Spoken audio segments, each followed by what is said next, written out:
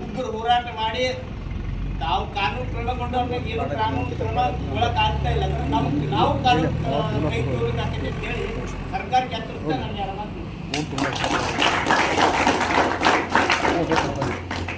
ಧನ್ಯವಾದಗಳು.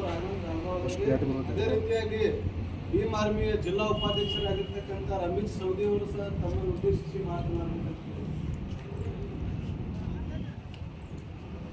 ಎಲ್ಲರಿಗೂ ಕ್ರಾಂತಿಕಾರಿ ಜೈ ಭೀಮ್, ಜೈ ಭೀಮ್, ಜೈ ಭೀಮ್, ಜೈ ಭೀಮ್.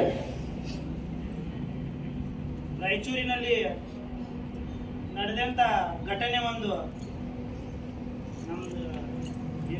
ನಮ್ಗೊಂದು ಬಹಳ ಕೆಟ್ಟ ಅನ್ಸಿತ್ತದು.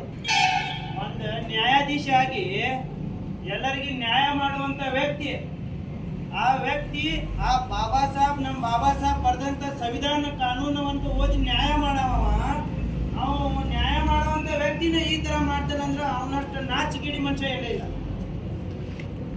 ಅವನಿಗೆ ಚಪ್ಪಲಿಲೆ ಬಡಿಬೇಕು. ಅವನಿಗೆ ಬಾಬಾ ಸಾಹೇಬ್ರ ಅವಮಾನ ಮಾಡಿದ್ದಾನಂದ್ರೆ ಅವನು ಇಡೀ ನಮ್ಗೆ ಬಹಳ ಧಕ್ಕೆ ಅಂತ ಇದು ಮಾತನ್ನ ಹೇಳ್ತೇನೆ. ನಾವು ಜನವರಿ 26ರಂದು ಧ್ವಜಾರೋಹಣ ಸಂದರ್ಭದಲ್ಲಿ ಆತನು ಬಾಬಾ ಸಾಹೇಬ್ ಅಂಬೇಡ್ಕರ್ ಅವರ ಭಾವಚಿತ್ರ ಇಲ್ಲ ಇಟ್ರೆ ನಾನು ಧ್ವಜ ಹಾರಿಸುದಿಲ್ಲ ಅಂತಾನಂತೆ. ಅವನ್ಗೆ ಅಷ್ಟು ಶಕ್ತಿ ಎಲ್ಲಿಂದ ಬಂತು? ಅವನ್ಗೆ ಮಾನ್ಯ ತಹಶೀಲ್ದಾರ್ ಸಾಹೇಬ್ ಮುಖಾಂತರ ಹೇಳುದೇನಂದ್ರೆ ಅವನ್ಗೆ ಸರ್ಕಾರ, ಕರ್ನಾಟಕ ಸರ್ಕಾರ ಆಗ್ಲಿ, ನಾ ಹೇಳುದೇನಪ್ಪ ಅಂದ್ರೆ ಅವನ್ಗೆ ಆ ಹುದ್ದೆಯಿಂದ ವಜಾಗೊಳಿಸಬೇಕು.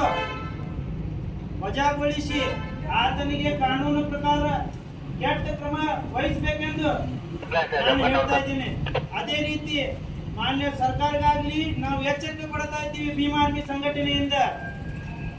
ಏನಪ್ಪಾ ಅಂದ್ರೆ ಅವನ ಮೇಲೆ ಕಾನೂನುಬದ್ಧ ಕ್ರಮ ಕೈಗೊಳ್ಳಲಿಕ್ಕಂದ್ರೆ ಇಡೀ ಕರ್ನಾಟಕದಲ್ಲಿ ಭೀಮ್ ಆರ್ಮಿ ಸಂಘಟನೆ ಉಗ್ರ ಹೋರಾಟ ಮಾಡುತ್ತದೆ ಅಂತ ಹೇಳಿ ನನ್ನ 2 ಮಾತುಗಳನ್ನು ಮುಗಿಸ್ತೀನಿ. ಜೈ ಭೀಮ್.